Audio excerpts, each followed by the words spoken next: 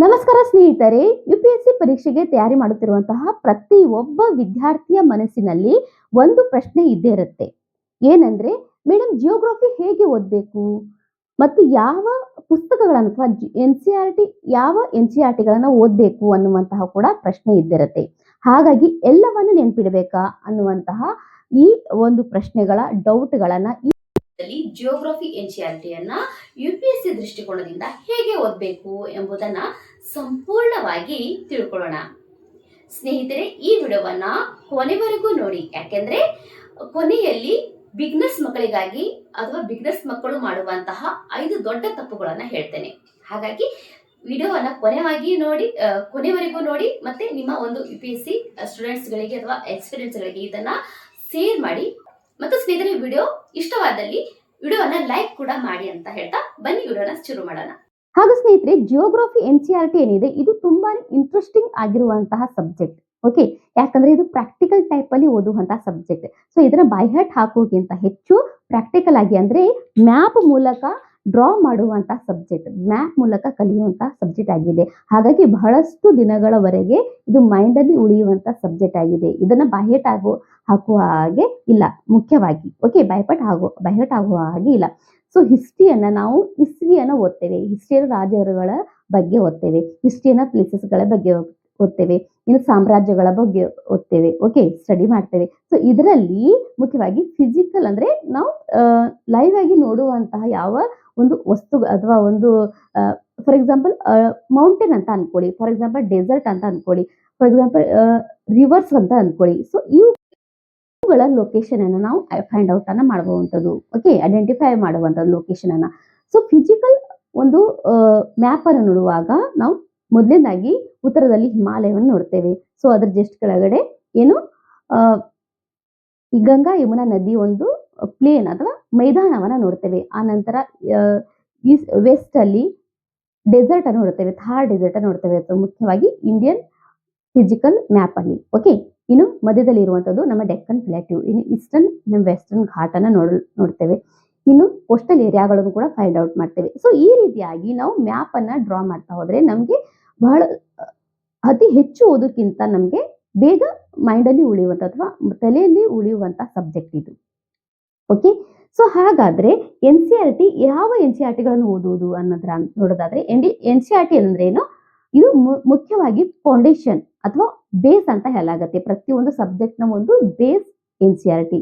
ಇದನ್ನ ಕ್ಲಿಯರ್ ಆಗಿ ನೀವು ಓದ್ಕೊಂಡ್ರೆ ಎನ್‌ಸಿಇಆರ್‌ಟಿಗಳನ್ನ ಒಂದು ಸಬ್ಜೆಕ್ಟ್ ನ ಒಂದು ಬೇಸ್ ತಯಾರ ಮಾಡಿಬಿಡುತ್ತೆ ಎನ್‌ಸಿಇಆರ್‌ಟಿ. ಪ್ರತಿಯೊಂದು ಬೇಸ್ ಅಥವಾ ಪ್ರತಿಯೊಂದು ಒಂದು ಫೌಂಡೇಶನ್ ಅನ್ನ ನಾವು ಅರ್ಥ ಮಾಡ್ಕೋಬಹುದು ಅಥವಾ ಪ್ರತಿಯೊಂದು ಒಂದು ವಿಷಯದ ಬಗ್ಗೆ ನಾವು ಇದರಲ್ಲಿ ಎನ್‌ಸಿಇಆರ್‌ಟಿಯಲ್ಲಿ ಅರ್ಥ ಮಾಡ್ಕೋಬಹುದು.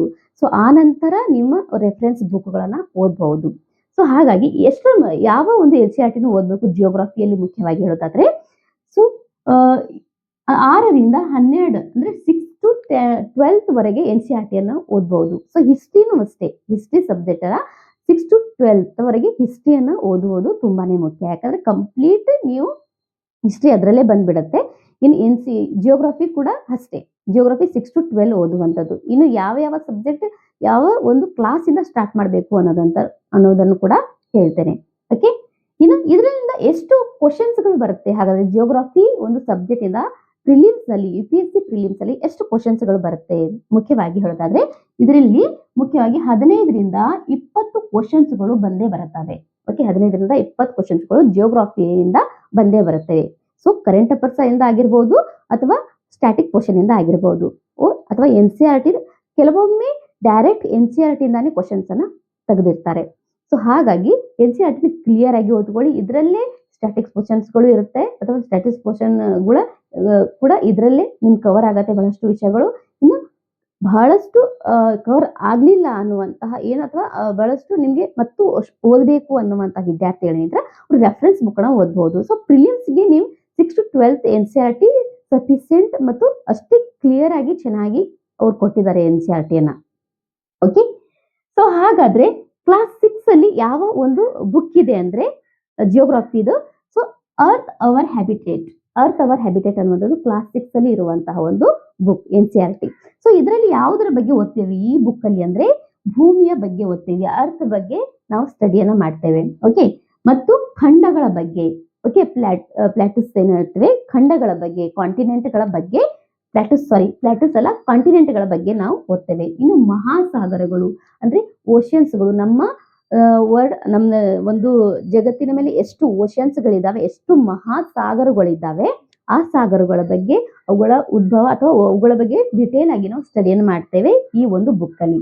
ಓಕೆ, ಇನ್ನು ಅಕ್ಷಾಂಶ ಮತ್ತು ರೇಖಾಂಶಗಳ ಬಗ್ಗೆ. ಓಕೆ, ಭೂಮಿಯ ಒಂದೇ ಲಾಂಗಿಟ್ಯೂಡ್ ಅಂಡ್ ಲ್ಯಾಟಿಟ್ಯೂಡ್ ಬಗ್ಗೆ ಕೂಡ ಈ ಒಂದು ಬುಕ್ ಅಲ್ಲಿ ನಾವು ಸ್ಟಡಿಯನ್ನ ಮಾಡ್ತೇವೆ. ಅಕ್ಷಾಂಶಗಳು ಮತ್ತು ರೇಖಾಂಶಗಳ ಬಗ್ಗೆ ಸ್ಟಡಿಯನ್ನ ಮಾಡ್ತೇವೆ ಕ್ಲಾಸ್ 6th ಸ್ಟ್ಯಾಂಡರ್ಡ್ ಅಲ್ಲಿ. ಓಕೆ, ಕ್ಲಾಸ್ 6 ಅಂದ್ರೆ 6ನೇ ತರಗತಿಯ ಒಂದು NCERT ಬುಕ್ ಅಲ್ಲಿ ಅರ್ತ್ ಅವರ್ ಹ್ಯಾಬಿಟೇಟ್ ಅನ್ನುವಂತಹ ಬುಕ್ ಅಲ್ಲಿ ಇವೆಲ್ಲ ಒಂದು ಟಾಪಿಕ್ ಗಳನ್ನ ನಾವು ಸ್ಟಡಿ ಮಾಡ್ತೇವೆ. ಓಕೆ, ಸೊ ಇದನ್ನ ಅಂಡರ್ಸ್ಟ್ಯಾಂಡ್ ಮಾಡ್ಕೊಳ್ಳಿ. ಯಾವ ಒಂದು ಕ್ಲಾಸ್ನ ಬುಕ್ ಅಲ್ಲಿ ಯಾವ್ಯಾವ ಟಾಪಿಕ್ ಗಳಿದಾವೆ ಅದನ್ನ ಮೊದಲು ನೋಡ್ಕೊಳ್ಬೇಕು. ಓಕೆ, ಇನ್ನು ಕ್ಲಾಸ್ 7th ನ ಒಂದು NCERT ಯಾವುದು, our environment. Okay, our environment ಅನ್ನುವಂತಹ ಒಂದು NCERT ಇದೆ ಕ್ಲಾಸ್ 7 ಅಲ್ಲಿ. ಹಾಗಾದ್ರೆ ಕ್ಲಾಸ್ 7 ಅಲ್ಲಿ ಇರುವಂತಹ NCERT ಅವರ್ ಎನ್ವೈರ್ಮೆಂಟ್ ಅಲ್ಲಿ ಯಾವ್ಯಾವ ಒಂದು ಟಾಪಿಕ್ ಗಳನ್ನ ಕವರ್ ಮಾಡ್ತೇವೆ ಅಂದ್ರೆ ಪರಿಸರ, ಎನ್ವೈರ್ಮೆಂಟ್ ಬಗ್ಗೆ ನಾವು ಸ್ಟಡಿ ಮಾಡ್ತೇವೆ. ಓಕೆ, ಇನ್ನು ಅರಣ್ಯದ ಬಗ್ಗೆ ಮತ್ತು ಫಾರೆಸ್ಟ್ ನ ಬಗ್ಗೆ ನಾವು ಈ ಒಂದು ಬುಕ್ ಅಲ್ಲಿ ಸ್ಟಡಿಯನ್ನ ಮಾಡ್ತೇವೆ. ಫಾರೆಸ್ಟ್ ನ ಬಗ್ಗೆ ನೋಡ್ತೇವೆ. ಇನ್ನು ಮಾನವ ಮತ್ತು ಪ್ರಕೃತಿಯ ಸಂಬಂಧ, ಮಾನವ ಮತ್ತು ಪ್ರಕೃತಿಯ ಸಂಬಂಧ, ಹ್ಯೂಮನ್ ಅಂಡ್ ಪ್ರಕೃತಿ. ಓಕೆ, ಎನ್ವೈರ್ಮೆಂಟ್ ಬಗ್ಗೆ ಒಂದು ರಿಲೇಶನ್ಶಿಪ್ ಯಾವ ರೀತಿ ಆಗಿರುತ್ತೆ. ಓಕೆ, ಹ್ಯೂಮನ್ಸ್ ಮತ್ತು ಎನ್ವೈರ್ಮೆಂಟ್ ನ ಒಂದು ರಿಲೇಶನ್ಶಿಪ್ ಯಾವ ರೀತಿ ಆಗಿರುತ್ತೆ, ಯಾವ ರೀತಿ ನಾವು ಅದಕ್ಕೆ ಎನ್ವೈರ್ಮೆಂಟ್ ನಮ್ಗೆ ಯಾವ ಕೊಡುಗೆಗಳನ್ನು ಕೊಟ್ಟಿದೆ, ನಾವು ಎನ್ವೈರ್ಮೆಂಟ್ ಗೆ ಯಾವ ಕೊಡುಗೆಯನ್ನು ಕೊಡ್ತಾ ಇದ್ದೇವೆ ಅಥವಾ ಹಾಳು ಮಾಡ್ತಾ ಇದ್ದೇವೆ ಅನ್ನುವಂಥದ್ದು ಇದರಲ್ಲಿ ಈ ಓದಿದಾಗ ನಮ್ಗೆ ಅರ್ಥವಾಗಿರುವಂತದ್ದು. NCERT ಯಾವ್ದಂದ್ರೆ ರಿಸೋರ್ಸಸ್ ಮತ್ತು ಡೆವಲಪ್ಮೆಂಟ್ ಅನ್ನುವಂತಹ NCERT ಬುಕ್ನ ಹೆಸರು ರಿಸೋರ್ಸಸ್ ಮತ್ತು ಡೆವಲಪ್ಮೆಂಟ್ ಅನ್ನುವಂಥದ್ದು. ಹಾಗಾದ್ರೆ ರಿಸೋರ್ಸ್ಗಳು ಯಾವುವು? ಓಕೆ, ರಿಸೋರ್ಸಸ್ ಯಾವುವು ಅಥವಾ ಸಂಪನ್ಮೂಲಗಳು. ರಿಸೋರ್ಸ್ ಅಂದ್ರೆ ಸಂಪನ್ಮೂಲಗಳು, ನಮ್ಮ ಭೂಮಿ ಮೇಲೆ ಸಿಗುವಂತಹ ಸಂಪನ್ಮೂಲಗಳು. ಓಕೆ, ಆ ರಿಸೋರ್ಸಸ್ ಯಾವುವು ಅಂದ್ರೆ ಆ ಒಂದು NCERT ಅಲ್ಲಿ ನಾವು ಓದುವಂಥದ್ದು ಸಂಪನ್ಮೂಲಗಳ ಬಗ್ಗೆ. ಸಂಪನ್ಮೂಲಗಳು ಯಾವುವು ಅನ್ನುವಂಥದ್ದು ಈ ಒಂದು ಬುಕ್ ಅಲ್ಲಿ ಕೊಟ್ಟಿರುವಂತದ್ದು ಕ್ಲಾಸ್ 8th ಸ್ಟ್ಯಾಂಡರ್ಡ್ ಅಲ್ಲಿ. ಇನ್ನು ಇದು ಹೊರತುಪಡಿಸಿ ಕೃಷಿ, ಅಗ್ರಿಕಲ್ಚರ್ ಬಗ್ಗೆ ಈ ಒಂದು ಬುಕ್ ಅಲ್ಲಿ ಓದ್ತೇವೆ.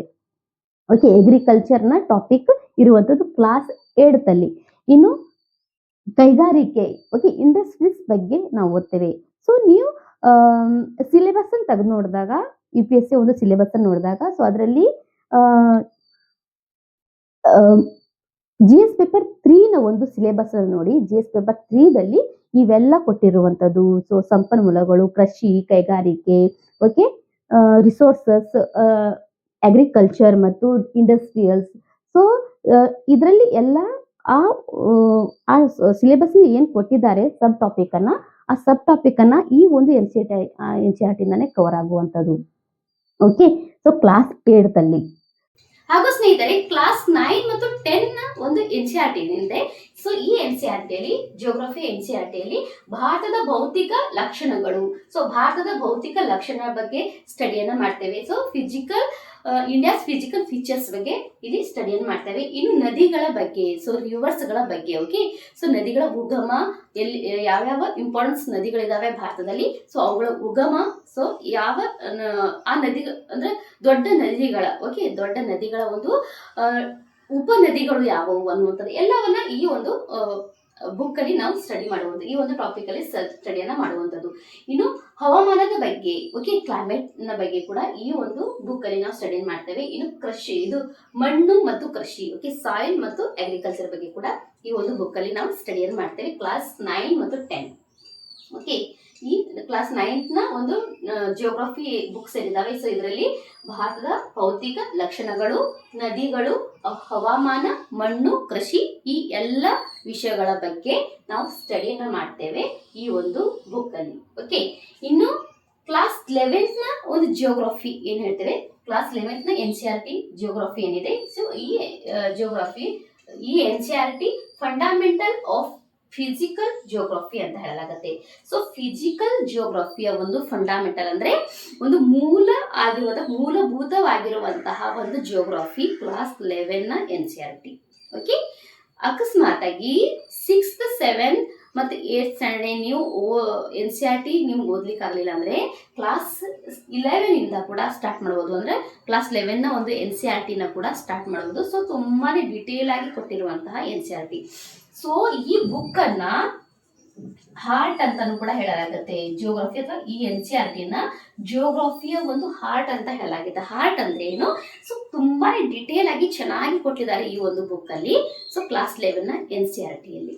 ಸೊ ಏನೇನೆಲ್ಲ ಇದನ್ನು ಓದ್ಬಹುದು ಅಂದ್ರೆ ಫಿಸಿಕಲ್ ಜಿಯೋಗ್ರಫಿ, ಫಿಸಿಕಲ್ ಆಗಿ ಓಕೆ, ನಾವು ಭೂಮಿಯನ್ನು ನೋಡ್ತೇವೆ, ಆ ಭೂಮಿಯ ಬಗ್ಗೆ ಓದ್ತೇವೆ ಈ ಒಂದು NCERT ಬುಕ್ಕಲ್ಲಿ. ಭೂಕಂಪನ ಬಗ್ಗೆ ಓದ್ತೇವೆ, ಜ್ವಾಲಾಮುಖಿ ಬಗ್ಗೆ ಓದ್ತೇವೆ, ಮತ್ತೆ ಸೈಕ್ಲೋನ್ಸ್ಗಳ ಬಗ್ಗೆ ಓದ್ತೇವೆ. ಸೊ ಹಲವಾರು ವಿಷಯಗಳ ಬಗ್ಗೆ ಫಿಸಿಕಲ್ ಒಂದು ಫೀಚರ್ಸ್ ಏನಿದಾವೆ ಆ ಫಿಸಿಕಲ್ ಫೀಚರ್ಸ್ನ ಬಗ್ಗೆ ಈ ಒಂದು ಬುಕ್ಕಲ್ಲಿ ಫಂಡಮೆಂಟಲ್ ಆಫ್ ಜಿಯೋಗ್ರಫಿ ಅಂತ ಏನಿದೆ, ಫಿಸಿಕಲ್ ಜಿಯೋಗ್ರಫಿ ಏನಿದೆ ಕ್ಲಾಸ್ 11 NCERTಯಲ್ಲಿ ನಾವು ಇವೆಲ್ಲವನ್ನು ಓದುವಂಥದ್ದು. ಭೂಕಂಪನ ಬಗ್ಗೆ, ಜ್ವಾಲಾಮುಖಿ ಬಗ್ಗೆ ಮತ್ತು ಸಾಗರಗಳ ಪ್ರವಾಹಗಳ ಬಗ್ಗೆ ಅಥವಾ ಸೈಕ್ಲೋನ್ಸ್ ಅಂತ ಹೇಳ್ತೇವೆ. ಸೊ ಅವುಗಳ ಬಗ್ಗೆ ಇಲ್ಲಿ ನಾವು ಸ್ಟಡಿಯನ್ನು ಮಾಡ್ತೇವೆ. ಇನ್ನು ವಾತಾವರಣ, ಸೊ ವೆದರ್ಸ್, ಕ್ಲೈಮೇಟ್ ಆಗಿರ್ಬೋದು, ಅವುಗಳ ಬಗ್ಗೆ ನಾವು ಇಲ್ಲಿ ಸ್ಟಡಿ ಮಾಡ್ತೇವೆ. ಓಕೆ, ಕ್ಲೈಮೇಟ್ ಚೇಂಜ್ ಯಾವ ರೀತಿ ಆಗಿರುವಂಥದ್ದು ಅದನ್ನು ಕೂಡ. ಸೊ ಇನ್ನು ಮಳೆ ಮತ್ತು ಎಲ್ಲವೂ ಕೂಡ ಓಕೆ, ಮಾನ್ಸೂನ್ಸ್ ಏನು ಹೇಳ್ತೇವೆ, ಮಾನ್ಸೂನ್ಸ್ ಯಾವ ರೀತಿಯಾಗಿ ಬರುತ್ತೆ, ಸೊ ಆ ಎಲ್ಲ ಒಂದು ಫೀಚರ್ಸ್ ಏನಿದಾವೆ ನಾವು ಭೂಮಿ ಮೇಲೆ ಏನು ಕಾಣ್ತೇವೆ ಎಲ್ಲ ಫೀಚರ್ಸ್ನ ಬಗ್ಗೆ ಒಂದು ಸ್ಟಡಿ ಮಾಡುವಂಥದ್ದು. ಸೊ ಕ್ಲಾಸ್ 11ನ NCERT is very very important. Class 11ನ NCERT ಓಕೆ. ಸೊ ಇದರಿಂದಾನೇ ಹಲವು ಪ್ರಶ್ನೆಗಳು ಬರ್ತವೆ. ಓಕೆ, ಇನ್ನು ಕ್ಲಾಸ್ 12ನ ಒಂದು NCERT ಇದೆ, ಯಾವುದಂದ್ರೆ India people and economy. Okay, ಇಂಡಿಯಾದ ಪೀಪಲ್ ಆ್ಯಂಡ್ ಎಕನಾಮಿ ಅನ್ನುವಂತಹ ಒಂದು ಕ್ಲಾಸ್ 12ನ ಒಂದು NCERT. ಸೊ ಇದರಲ್ಲಿ ಏನು ಓದ್ತೇವೆ ಅಂದರೆ ಜನಸಂಖ್ಯೆ, ಕೃಷಿ, ಕೈಗಾರಿಕೆ, ಸಾರಿಗೆ ಮತ್ತು ಭಾರತದ ಸಂಪನ್ಮೂಲಗಳು. ಸೊ ಈ ಒಂದು ವಿಷಯದ ಬಗ್ಗೆ ಈ ಒಂದು ಟಾಪಿಕ್ಗಳನ್ನ ಈ ಒಂದು NCERT ಬುಕ್ಕಲ್ಲಿ ನಾವು ಓದ್ತೇವೆ. ಓಕೆ, ಜನಸಂಖ್ಯೆ, ಓಕೆ, ಮತ್ತೆ ಕೃಷಿ, ಮತ್ತೆ ಕೈಗಾರಿಕೆ, ಸಾರಿಗೆ, ಭಾರತದ ಸಂಪನ್ಮೂಲಗಳು. ಓಕೆ, ಸೊ ಜನಸಂಖ್ಯೆ ಏನಿದೆ, ಜನಸಂಖ್ಯೆ ಮುಖ್ಯವಾಗಿ ಮೀನ್ಸ್ ಅಲ್ಲಿ ನಮಗೆ ಹೆಚ್ಚಾಗಿ ಬರುವಂಥದ್ದು. ಮೀನ್ಸ್ ಅಥವಾ ಕೆಲವು ವಿದ್ಯಾರ್ಥಿಗಳು ಇದನ್ನು ಆಪ್ಷನಲ್ ಆಗಿ ತಗೊಂಡಿರ್ತಾರೆ, ಜಿಯೋಗ್ರಫಿನ ಆಪ್ಷನಲ್ ಸಬ್ಜೆಕ್ಟ್ ಆಗಿ ತಗೊಂಡಿರ್ತಾರೆ. ಸೊ ಅವರಿಗೆಲ್ಲ ತುಂಬಾನೇ ಇಂಪಾರ್ಟೆಂಟ್ಸ್. ಸೊ ಜನಸಂಖ್ಯೆ ಆಗಿರ್ಬೋದು, ಕೈಗಾರಿಕೆ, ಸಾರಿಗೆ, ಸಂಪನ್ಮೂಲ, ಕೃಷಿ ಆಗಿರ್ಬೋದು. ಸೊ ಅವರಿಗೆ ಕೂಡ ಹೆಚ್ಚು ಅವರು ಇದನ್ನ ಸ್ಟಡಿ ಮಾಡಬೇಕಾಗತ್ತೆ. ಇನ್ನು ಆದ್ರೂ ಕೂಡ ಪ್ರಿಲಿಮ್ಸ್ ಇದು ತುಂಬಾನೇ ಇಂಪಾರ್ಟೆಂಟ್. ಸೊ ಜಿಯೋಗ್ರಫಿ ಸಬ್ಜೆಕ್ಟ್ ಏನಿದೆ, ಸೊ ಈ ಒಂದು ಸಬ್ಜೆಕ್ಟ್ ಅನ್ನು ಓದುವಾಗ ಇಲ್ಲಿ 2 ವಿಷಯಗಳು ಕಂಪ್ಲೀಟ್ ಆಗ್ತವೆ. ಸೊ ಯಾವ ಅಂದ್ರೆ ಒಂದು ಇಕೋಲಾಜಿ ಎನ್ವೈರನ್ಮೆಂಟ್ ಅನ್ನುವಂಥ ವಿಷಯನೂ ಕೂಡ ಇಲ್ಲಿ ಕಂಪ್ಲೀಟ್ ಆಗ್ತಾ ಹೋಗುತ್ತೆ. ನಮಗೆ ಅದು ಗೊತ್ತಾಗ್ದೇ ಕಂಪ್ಲೀಟ್ ಆಗ್ತಾ ಹೋಗುತ್ತೆ. ಹಲವಾರು ಇಲ್ಲಿ ಸಬ್ ಟಾಪಿಕ್ಗಳು ಇಕೋಲಾಜಿ ಎನ್ವೈರನ್ಮೆಂಟ್ಗೆ ಸಂಬಂಧಪಟ್ಟಂತಹ ಟಾಪಿಕ್ಗಳು. ಸೊ ಓಕೆ, ಫಾರೆಸ್ಟ್ ಆಗಿರ್ಬೋದು, ಇನ್ನು ಕೃಷಿ ಆಗಿರ್ಬೋದು. ಸೊ ಇನ್ನು ಇಕೋಲಾಜಿ ಎನ್ವೈರನ್ಮೆಂಟ್ ಅನ್ನುವಂತಹ ಒಂದು ಟಾಪಿಕ್ ಸಬ್ಜೆಕ್ಟ್ ಕೂಡ ಇಲ್ಲಿ ಕವರ್ ಆಗ್ತಾ ಹೋಗುತ್ತೆ, ಮತ್ತು ಜಿಯೋಗ್ರಫಿ ಕೂಡ ಕವರ್ ಆಗ್ತಾ ಹೋಗುತ್ತೆ. ಇನ್ನು ಅಗ್ರಿಕಲ್ಚರ್ ಏನಿದೆ, ಅಗ್ರಿಕಲ್ಚರ್ ಕೂಡ ಇಲ್ಲಿ ಕವರ್ ಆಗ್ತಾ ಹೋಗುತ್ತೆ. ಓಕೆ, ಹಾಗಾಗಿ ಈ ಜಿಯೋಗ್ರಫಿ ಏನಿದೆ ತುಂಬಾನೇ ಇಂಪಾರ್ಟೆಂಟ್ ಆದಂತಹ ಜಿಯೋಗ್ರಫಿ NCERTಗಳು. ಸೊ ಇವುಗಳನ್ನು ಓದಿ ಮತ್ತೆ ಇವುಗಳ ನೋಟ್ಸನ್ನು ನೀವು ಮಾಡಿ ಇಟ್ಕೊಂಡ್ರೆ ನಿಮಗೆ ತುಂಬಾನೇ ಹೆಲ್ಪ್ಫುಲ್ ಆಗುವಂಥದ್ದು. ಸೊ ಪ್ರಿಲಿಮ್ಸಲ್ಲಿ ನೀವು ಏನು ನೋಟ್ಸ್ ಮಾಡ್ತೀರಾ ಅವುಗಳ ಸೆಂಟೆನ್ಸನ್ನೇ ನೀವು ಎಕ್ಸ್ಪ್ಲೇನ್ ಮಾಡ್ತಾ ಹೋಗ್ತೀರಾ ಮೇನ್ಸಿಗೆ. ಸೊ ಓಕೆ, ಮೇನ್ಸಲ್ಲಿ ಸಪ್ರೇಟ್ ನೋಟ್ಸ್ ಅಂತ ಏನು ಮಾಡುವಂಗಿರಲ್ಲ. ಸೊ ಪ್ರಿಲಿಮ್ಸಲ್ಲಿ ನೀವು ನೀಟಾಗಿ ನೋಟ್ಸನ್ನು ಮಾಡಿರ್ತೀರಾ, ಅವುಗಳನ್ನೇ ನೀವು ಎಕ್ಸ್ಪ್ಲೇನ್ ಮಾಡ್ತೀರಾ. ಎಕ್ಸ್ಪ್ಲೇನ್ ಮಾಡ್ತಾ ಹೋಗ್ತೀರಾ ಮೇನ್ಸ್ ಆನ್ಸರ್ ರೈಟಿಂಗಲ್ಲಿ. ಹಾಗಾಗಿ ನೋಟ್ಸ್ ಮಾಡ್ತಾ ಹೋಗಿ NCERTಯನ್ನು ಓದುವಾಗ, ಮತ್ತು ಅದಕ್ಕೆ ಲಿಂಕ್ ಆಗಿ ಕರೆಂಟ್ ಅಫೇರ್ಸ್ನು ಕೂಡ ಲಿಂಕ್ ಮಾಡ್ತಾ ಹೋಗಬೇಕು ಅಥವಾ ಅಪ್ಡೇಟ್ ಮಾಡ್ತಾ ಹೋಗಬೇಕು. Okay, daily current affairs. For example ಎಲ್ಲಿನೋ ಅಂತ ಏನಾದರೂ ನ್ಯೂಸಲ್ಲಿ ಬಂದರೆ, ಸೊ ಎಲ್ಲಿನೋ ಹೇಗೆ ಬಂತು, ಸೊ ಯಾವ ಒಂದು ರೀತಿಯಾಗಿ ಬರುತ್ತೆ, ಸೊ ಇದನ್ನು ನಾವು ಯಾವ NCERTಗಳನ್ನು ಓದಬೇಕು ಅನ್ನುವಂಥದ್ದು, ಓಷನ್ಸ್ಗೆ ರಿಲೇಟೆಡ್ ಆಗಿರುವಂತಹ NCERT ಯಾವುದು, ಸೊ ಆ ಒಂದು NCERTನ ತಗೊಂಡು ನೀವು ಓದ್ತೀರಾ. ಸೊ ಆ ಒಂದು ಕರೆಂಟ್ ಅಫೇರ್ಸ್ ಬಂದಾಗ NCERT ಓದೋದಲ್ಲ, ಮೊದಲು NCERTನ ಕಂಪ್ಲೀಟ್ 3 ಮಂತ್ಸಲ್ಲಿ ಓದಿ ಮುಗಿಸ್ಬಿಡಿ. ಸೊ ಫಸ್ಟ್ ರೀಡಿಂಗಲ್ಲಿ ಬರೀ ರೀಡಿಂಗ್ ಇರುತ್ತೆ. ಓಕೆ, NCERT ಓದುವಂಥ ಒಂದು ಮೆಥಡ್ ಹೇಳ್ತೀನಿ. ಫಸ್ಟ್ ರೀಡಿಂಗಲ್ಲಿ ಬರೀ ರೀಡಿಂಗನ್ನು ಮಾಡಿ, ಮತ್ತು ಸೆಕೆಂಡ್ ಏನು NCERT ನೀವು ಓದ್ತೀರಾ ಅವಾಗ ನೋಟ್ಸನ್ನು ಮಾಡ್ಕೊಳ್ಳಿ. ಓಕೆ, ಫಸ್ಟ್ ಟೈಮ್ಗೆ ನೋಟ್ಸ್ ಮಾಡಲಿಕ್ಕೆ ಹೋಗಬೇಡಿ. ಯಾಕಂದರೆ ಸೊ ಫಸ್ಟ್ ಟೈಮ್ ನೋಟ್ಸ್ ಮಾಡುವಾಗ ನಮಗೆ ಬಹಳಷ್ಟು ಅಂದರೆ ಗೊತ್ತಿರಲ್ಲ, ದೊಡ್ಡ ದೊಡ್ಡ ಲೈನ್ಗಳನ್ನು ಬರೆಯುವಂತಹ ಸನ್ನಿವೇಶಗಳು ಆಗತ್ತೆ. ಹಾಗಾಗಿ ಸೆಕೆಂಡ್ ಟೈಮ್ ಏನು ರೀಡಿಂಗ್ ಮಾಡ್ತೀರಾ ಅವಾಗ ನೋಟ್ಸನ್ನು ಮಾಡ್ಕೊಳ್ಳಿ. ಅವಾಗ ನಿಮಗೆ ಒಂದು ಗ್ರಿಪ್ ಸಿಕ್ಕಿರುತ್ತೆ ಆ ಒಂದು ಸಬ್ಜೆಕ್ಟ್ಗೆ ರಿಲೆವೆಂಟ್ ಆಗಿ. ಹಾಗಾಗಿ ಸೆಕೆಂಡ್ ಟೈಮಲ್ಲಿ ನೀವು ನೋಟ್ಸನ್ನು ಮಾಡಲಿಕ್ಕೆ ಶುರುವನ್ನು ಮಾಡಿ. ಇನ್ನು ಥರ್ಡ್ ಟೈಮ್ ಏನು ಮಾಡ್ತೀರಾ ಅದನ್ನು ರಿವಿಷನ್ ಮಾಡ್ತೀರಾ. ಅವಾಗ ನಿಮಗೆ ಒಂದು NCERT ಕಂಪ್ಲೀಟ್ ಆಗಿದೆ ಅಂತ ಅನಿಸುತ್ತೆ. ಓಕೆ, ನಂತರ ಅದನ್ನು ಕರೆಂಟ್ ಅಫೇರ್ಸನ್ನು ಅಪ್ಡೇಟ್ ಮಾಡ್ತಾ ಹೋಗಬೇಕು. ಓಕೆ, ಸೊ ಈ ರೀತಿಯಾಗಿ NCERTಯನ್ನು ಓದ್ಕೊಳ್ಳಿ ಕ್ಲಾಸ್ 6 ಇಂದ 12th ವರೆಗೆ. ಓಕೆ, ಇನ್ನು ಸ್ನೇಹಿತರೆ, ಜಿಯೋಗ್ರಫಿಯ ಯಾವ ಬುಕ್ಗಳನ್ನ ಓದಬೇಕು ಅನ್ನೋದನ್ನ ನೋಡಿದ್ವಿ. ಇನ್ನು ಜಿಯೋಗ್ರಫಿ ಹೇಗೆ ಓದಬೇಕು, ಸೊ ಯಾವ ರೀತಿಯಾಗಿ ಓದಬೇಕು ಅಂತಂದ್ರೆ how to read geography NCERT. So ಯಾವ ರೀತಿಯಾಗಿ ಈ NCERTಗಳನ್ನ ಓದಬೇಕು ಅಂದ್ರೆ, ಸೊ ಇದನ್ನ ಮೊದಲಾಗಿ ಕಂಠಪಾಠ ಮಾಡುವ ಹಾಗೆ ಇಲ್ಲ. ಓಕೆ, ಕಂಠಪಾಠ ಮಾಡಲೇಬಾರ್ದು ಜಿಯೋಗ್ರಫಿ NCERT ಒಂದು ನೋಟ್ಸ್ ಆಗಿರ್ಬೋದು, ಏನು ನೀವು ಓದ್ತೀರಾ ಅದನ್ನ ಕಂಠಪಾಠ ಮಾಡುವ ಹಾಗೆ ಇಲ್ಲ. ಓಕೆ, ಬಯಟ್ ಹಾಕುವ ಹಾಗೆ ಇಲ್ಲ. ಅದ್ರ ಹೊರತಾಗಿ ಅರ್ಥ ಮಾಡ್ಕೊಳ್ಬೇಕು. ಓಕೆ, ಅರ್ಥ ಮಾಡ್ಕೊಳ್ಳೋದು ತುಂಬಾನೇ ಇಂಪಾರ್ಟೆಂಟ್ ಆಗುತ್ತೆ ಜಿಯೋಗ್ರಫಿಯಲ್ಲಿ. ಓಕೆ, ಸೊ ಒಂದು ಕಂಠಪಾಠ ಮಾಡುವ ಹಾಗಿಲ್ಲ, ಎರಡನೇದಾಗಿ ಅರ್ಥ ಮಾಡ್ಕೊಳ್ಬೇಕು. ಸೊ ಯಾವ ಒಂದು ವಿಷಯನ ಓದ್ತೀರಾ ಅದನ್ನ ಅರ್ಥ ಮಾಡ್ಕೊಳ್ಬೇಕು, ಅಂಡರ್ಸ್ಟ್ಯಾಂಡ್ ಮಾಡ್ಕೊಳ್ಬೇಕು. ಅದು ಹೊರತಾಗಿ ಕಂಠಪಾಠ ಮಾಡುವ ಹಾಗೆ ಇಲ್ಲ ಇಲ್ಲಿ. ಓಕೆ, ಯಾವ ಒಂದು ಇಸ್ವಿ ಆಗಿರ್ಬೋದು, ಹಿಸ್ಟ್ರಿ ಹಂಗೆ ಹಿಸ್ಟ್ರಿ ಸಬ್ಜೆಕ್ಟ್ ಓದುವಾಗ ನೀವು ಇಸ್ವಿಯನ್ನು ನೀವು ರಿವೈಸ್ ಮಾಡ್ತೀರಾ. ಏನು ಇಸ್ವಿಯನ್ನ, ಆ ರಾಜ್ಯಗಳ ಒಂದು ಇಸ್ವಿಯನ್ನ ಆ ರೀತಿಯಾಗಿ ಇದನ್ನ ಕಂಠಪಾಠ ಮಾಡುವ ಹಾಗಿಲ್ಲ, ಇದನ್ನ ಅರ್ಥ ಮಾಡ್ಕೊಳ್ಳೋದು ತುಂಬಾನೇ ಇಂಪಾರ್ಟೆಂಟ್ ಆಗುತ್ತೆ. ಇನ್ನು ಜಿಯೋಗ್ರಫಿ ಅನ್ಕೂಡ್ಲೆ ಸೊ ಇದರಲ್ಲಿ ವಾಟ್ ಅನ್ನೋದಕ್ಕಿಂತ ಹೆಚ್ಚು ವೈ ಅನ್ನೋದು ಬರುತ್ತೆ. ಓಕೆ, ವಾಟ್ ಅಂದ್ರೆ ಏನು, ಸೊ ಏನು ಅನ್ನೋದಕ್ಕಿಂತ ಹೆಚ್ಚು ಯಾಕೆ ಅನ್ನುವಂತಹ ಕ್ವಶನ್ಸ್ಗಳು ಹೆಚ್ಚು ಬರುತ್ತೆ ಜಿಯೋಗ್ರಫಿಯಲ್ಲಿ. ಯಾಕೆ ಹೀಗಾಯ್ತು, ಫಾರ್ ಎಕ್ಸಾಂಪಲ್ ಮಳೆ ಅಂತ ಅನ್ಕೊಳ್ಳಿ. ಸೊ ಮಳೆ ಬರ್ತಾ ಇದೆ ಅಲ್ವಾ ಈಗ, ಸೊ ಮಾನ್ಸೂನ್ ಸಮಯ, ಮುಂಗಾರು ಮಳೆ ಬರ್ತಾ ಇದೆ ಇವಾಗ. ಸೊ ಮುಂಗಾರು ಮಳೆ ಬರ್ತಾ ಇದೆ ಅಂದಮೇಲೆ ಸೊ ಈ ಮಳೆ ಯಾಕೆ ಬಂತು ಅಂತ ನಾವು ಓದ್ಬೇಕಾಗತ್ತೆ. ಸೊ ಯಾವ ಮಳೆ ಬಂತು ಅಂತ ಹೇಳೋದಕ್ಕಿಂತ ಹೆಚ್ಚು ಯಾಕೆ ಮಳೆ ಬರ್ತಾ ಇದೆ, ಈ ಮಳೆ ಬರಲಿಕ್ಕೆ ಏನೆಲ್ಲ ಕಾರಣಗಳಿವೆ, ಯಾವೆಲ್ಲ ಕಾರಣಗಳಿಂದ ಮಳೆ ಬರ್ತದೆ. ಓಕೆ, ಇನ್ನು ಮಳೆ ಬರುವಕ್ಕೆ ಇನ್ನು ಮುನ್ಸೂಚನೆಗಳು ಯಾವುವು, ಸೊ ಯಾವ ಒಂದು ಇದರಲ್ಲಿನ ಭೂಮಿಯ ಮೇಲೆ ಇರುವಂತಹ ಲ್ಯಾಟಿಟ್ಯೂಡ್ನ ಕೂಡ ನಾವು ಇದಕ್ಕೆ ಓದ್ತೇವೆ. ಮತ್ತೆ ಭೂಮಿಯ ಒಂದು ವೆದರ್ನ ಬಗ್ಗೆ ನಾವು ಸ್ಟಡಿಯನ್ನ ಮಾಡ್ತೇವೆ, ಮಾನ್ಸೂನ್ ಬಗ್ಗೆ ಸ್ಟಡಿಯನ್ನ ಮಾಡ್ತೇವೆ. ಮಾನ್ಸೂನ್, ನಮ್ಮ ಭಾರತದ ಮಾನ್ಸೂನ್ ಯಾವ ರೀತಿಯಾಗಿದೆ, ಸೊ ಹೇಗೆಲ್ಲ ಬರುತ್ತೆ ಅನ್ನುವಂಥದ ಕೂಡ ಇಲ್ಲಿ ನಾವು ಸ್ಟಡಿಯನ್ನು ಮಾಡಬೇಕಾಗತ್ತೆ. ಮಳೆ, ಮುಖ್ಯವಾಗಿ ಮಳೆ ಹೇಗೆ ಬರ್ತದೆ, ಹೇಗೆ.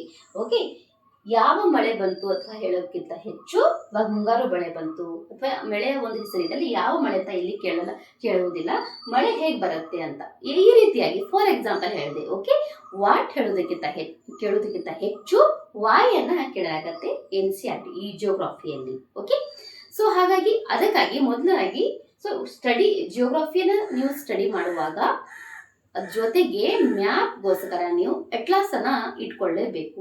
ಅಟ್ಲಾಸ್ ಬುಕ್ ಅನ್ನ ನೀವು ಮುಂದೆ ಇಟ್ಕೊಂಡು ನೀವು ಸ್ಟಡಿಯನ್ನ ಮಾಡಬೇಕಾಗತ್ತೆ ಜಿಯೋಗ್ರಫಿಗಾಗಿ. ಓಕೆ, ಸೊ ಇಷ್ಟು ಜಿಯೋಗ್ರಫಿ NCERT ಓದುವ ಬಗ್ಗೆ ನಾನು ಇಲ್ಲಿ ಮಾತಾಡಿದ್ವಿ, ಅಂದ್ರೆ ಡಿಸ್ಕಸ್ ಮಾಡಿದ್ವಿ ಯಾವ ರೀತಿಯಾಗಿ ನಾವು NCERTನ ಸ್ಟಡಿ ಮಾಡಬೇಕು ಅನ್ನುವಂಥದ್ದನ್ನು. ಮತ್ತೆ ಮುಂದೆ ಯಾವ ಒಂದು ಸಬ್ಜೆಕ್ಟ್ನ NCERT ಬಗ್ಗೆ ನಿಮಗೆ ವಿಡಿಯೋ ಬೇಕು ಕಮೆಂಟ್ ಅನ್ನು ಮಾಡಿ. ಸೊ ಆ ಸಬ್ಜೆಕ್ಟ್ನ ಯಾವ ರೀತಿಯಾಗಿ ಸ್ಟಡಿ ಮಾಡಬೇಕು, ಯಾವೆಲ್ಲ ಬುಕ್ ಸಿಗ್ತಾವೆ ಅನ್ನುವಂಥದ್ದನ್ನ ನಾನು ಮುಂದಿನ ವಿಡಿಯೋದಲ್ಲಿ ಹೇಳ್ತೇನೆ. ಅಲ್ಲಿವರೆಗೆ ಟೇಕ್ ಕೇರ್, ಬಾಯ್.